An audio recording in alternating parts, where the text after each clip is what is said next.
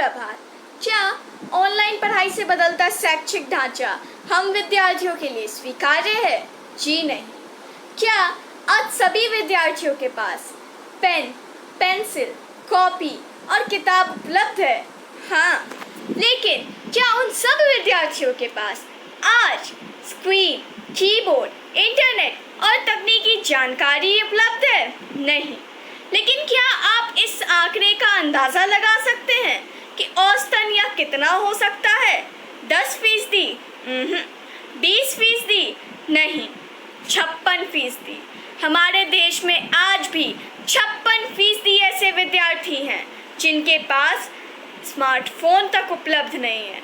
वे तो चाहते हुए भी लेकिन उपकरणों के अभाव के कारण शिक्षा से वंचित हैं। पारंपरिक शिक्षा के दौरान यदि किसी भी छात्र को कोई भी दुविधा होती थी तो वह पूरी पुस्तक पढ़ जाता था, जिससे उसे पुस्तक में लिखा ज्ञान भी मिल जाता था और साथ में अपनी दुविधा का हल भी। लेकिन आज जहाँ किसी को कोई दुविधा आती नहीं कि तुरंत गूगल बाबा का दरवाज़ा खटखटाया जाता है। लेकिन मेरे साथियों, हमें गूगल से मिलती क्या है? केवल जानकारी, वो भी सिर्फ उतना ही जितना हमने पूछा था।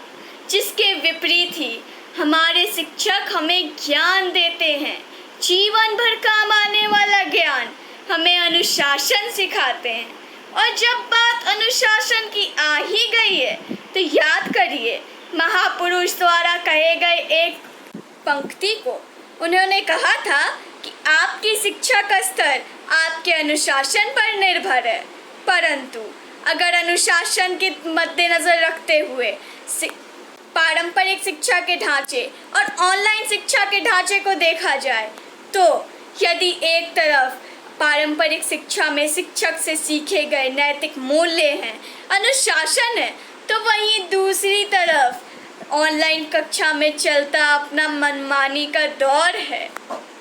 ऑनलाइन पढ़ाई में तो कई बार ऐसा होता है कि कुछ बच्चे बस नाम के लिए कक्षा में उपस्थित रहते हैं, असल में तो वे या तो गेम खेलते रहते हैं या फिर बातचीत करते रहते हैं, जिनके वजह से पूरी कक्षा का पढ़ाई बर्बाद हो जाता है।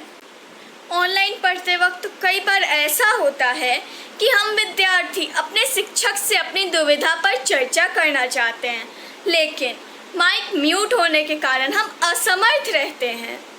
जिसके विपरीत ही स्कूल में पढ़ते वक्त हम कभी भी अपने शिक्षक से अपनी दुविधा पर चर्चा कर पाते हैं। अंत में मैं बस इतना ही कहना चाहूँगी कि जिस शिक्षा के ढांचे